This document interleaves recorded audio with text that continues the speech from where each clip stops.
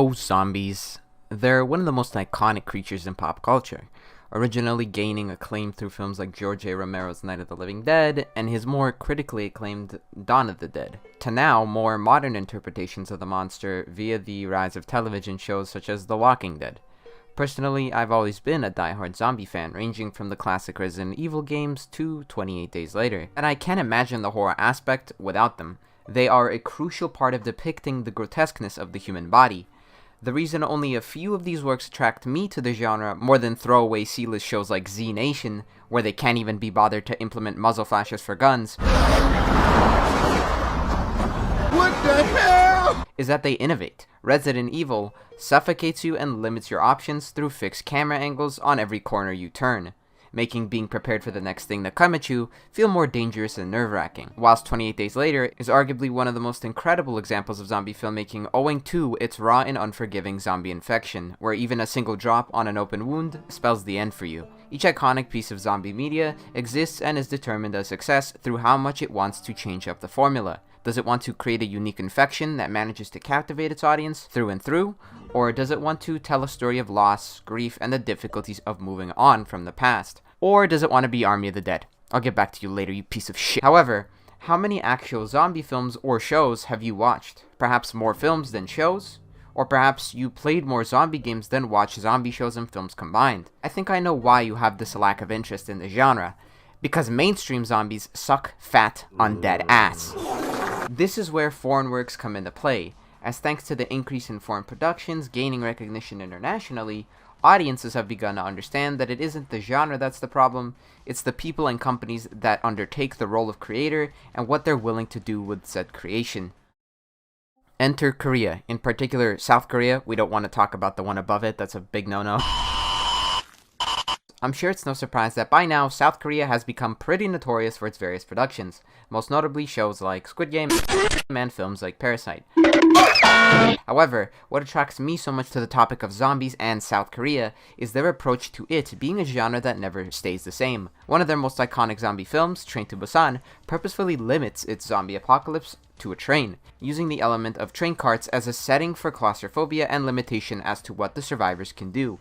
Furthermore, one of the most unique themes in play is the choices the characters make, who will choose to join what, and what group will conform to a certain idea. This idea then causes various characters and members of a particular group to act in a particular way, be it in a selfish or selfless manner. Now when it comes to the zombies themselves, I found an interesting interview that explains the unique approach to the very mannerisms and character of not just the Train to Busan zombies, but most of South Korea's use of the monster. An article on Screen Daily speaks on how the director of the film brought up how turning a Western genre into a Korean work is actually a pretty big pain. Instead of just shoving a bunch of zombie makeup on the actors to make them look like shriveled ballsacks, Train to Busan focused on the choreography and the way they were shot. And what best way to see this than the tunnel scene within the film, in which it is revealed to us that the zombies are actually completely blind when in the dark. Since they can't see, they end up grouping up like a pack of meerkats, moving together in groups when a loud noise alarms them. Another unique Korean work is a show that recently aired its first season on Netflix titled All of Us Are Dead. In it, a group of high school students become trapped in their school as a sudden zombie epidemic erupts in their school. One of the many interesting concepts it brings up when it comes to zombies is half-zombies, people that have been infected by the virus but keep their human conscience. And since there is no set rule to what these half-zombies can and cannot do in terms of strength, hunger, and intellect, we are constantly left wanting more, actually never knowing or fully believing how they truly function due to their ever-evolving nature. The show is also accompanied by a unique setting, with the group of students frequently having to fend off the hordes of infected in various ways. However, what makes it most compelling is its themes of the social class divide, a broken education system, and pubescence. All of Us Are Dead successfully covers personal topics that are often difficult to cover in a genre ridiculed for its lack of a proper depiction of humans. This is thanks to the show's leading cast of characters being a group of students, most often fighting between themselves rather than the zombies, because most of the group consists of strangers rather than friends, some even being bullies of the survivors they are grouped up with, and even those who are friends often have some kind of grudge or inability to fully connect with their own friends.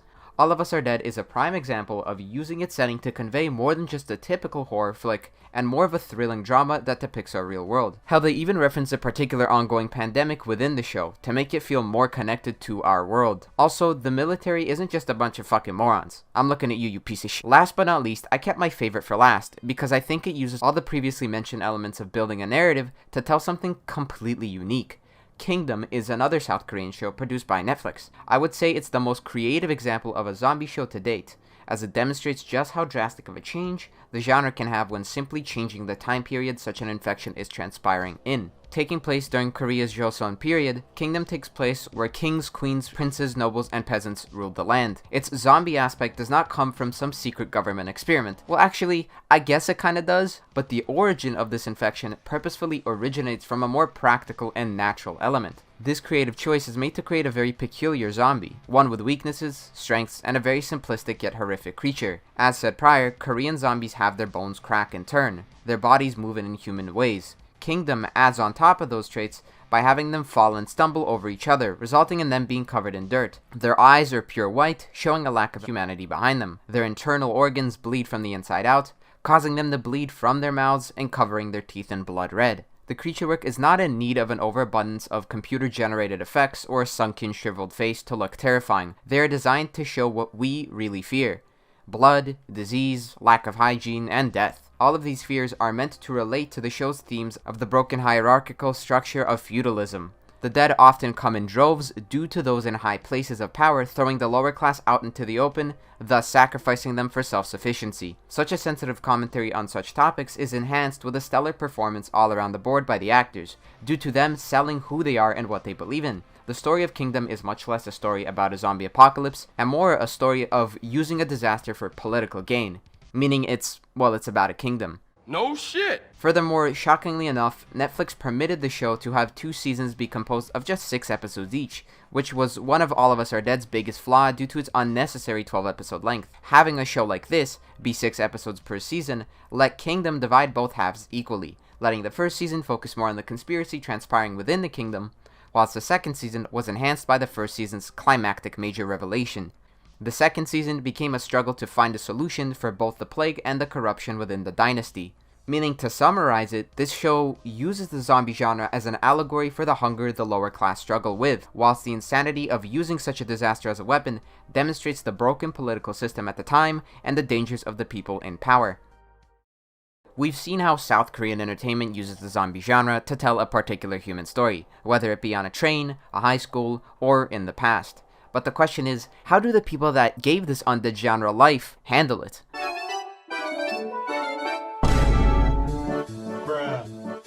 Good evening.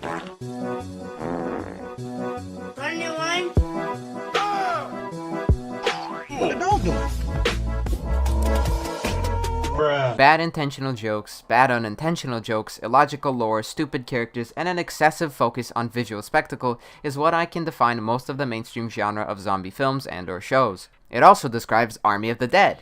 You don't want to be like this. This is disgusting. This is awful in every way. If I could kill it, I would. Coming from the recent director's cut of Justice League, Zack Snyder decided to return to the zombie genre after his debut to it with the remake of Dawn of the Dead. His previous zombie work was a success to most due to the film having a unique visual style, a signature quality of Snyder, and an impressive feat for most zombie films at the time, as well as the use of dark comedy by virtue of James Gunn's participation in writing the screenplay. It also was based on the original George A. Romero Dawn of the Dead, permitting its shopping mall setting to come into fruition, albeit without the predecessor's social commentary on consumer culture.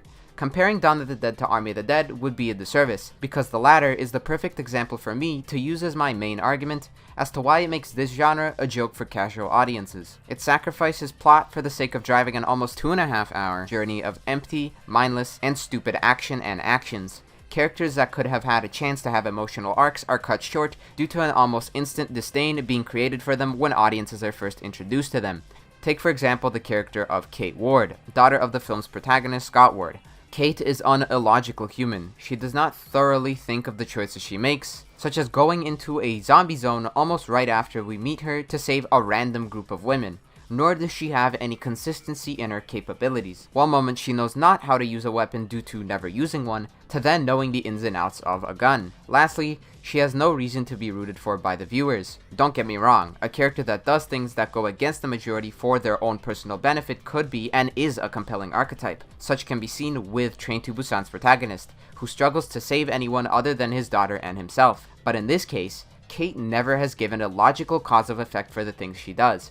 It was never verbally mentioned, nor was it ever hinted at in a visual manner. This is what drives me nuts about this film. It has too much pizzazz around it being a part of a visual medium, but lacks a damn story that anyone can even find captivating. I'm not saying it's not eventful. A zombie tiger and a zombie society are all interesting, and make me want to see more of them.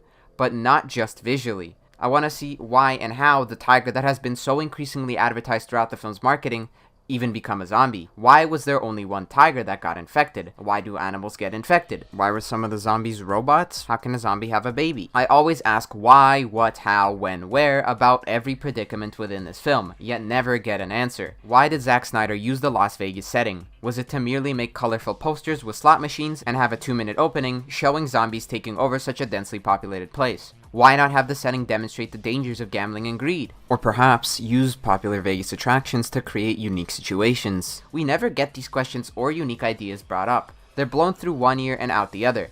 The best way I can describe Army of the Dead is that it's a big, hefty 300-page book, but every single page is empty. It had a budget that equated the total budget of all 3 of the South Korean productions I mentioned, and it looked like this. I can't see the background, Zach. I tried to do it in that sort of as not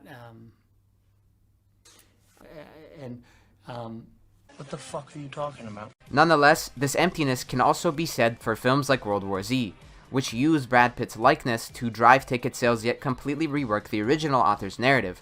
Also, holy shit, the marketing was an absolute mess for that film. Jesus, they couldn't decide whether they wanted it to be a PG or a rated R film. Or a show like The Walking Dead, which slowly declined in viewership numbers as more seasons were produced, even though the increase of notable character exits increased, while the lesser characters failed to be as interesting. The people that founded and put the monster known as the zombie to the forefront of the horror film have slowly been losing their grasp on it. Instead, Hollywood is now opting to adopt video game genres into television shows to keep some momentum off a once thriving genre. But maybe the death of this undead franchise is actually a positive thing, as groups with freedom and a creative mind are now able to bring it back to life on the ideas brought forth by flesh-eating monsters. I've only spoken a few Korean works, and I'm not trying to exclude other countries from their own efforts, nor am I degrading the countless other Western works that created their own unique takes on the genres. It's just that this clear increase in other countries shooting their shot at zombies shows just how little modern, conventional works have tried to change up the playing field as they once did a decade ago. The whole point of South Korea being the focal point of this video was because of their film industry, which permits filmmakers to implement their personal experiences and environments to tell some damn good zombie stories. But that's all I really have for this video. If you'd like to bring up a specific work surrounding the zombie genre, then please do so in the comments. But other than that, I think I'll see you next time. Bye bye.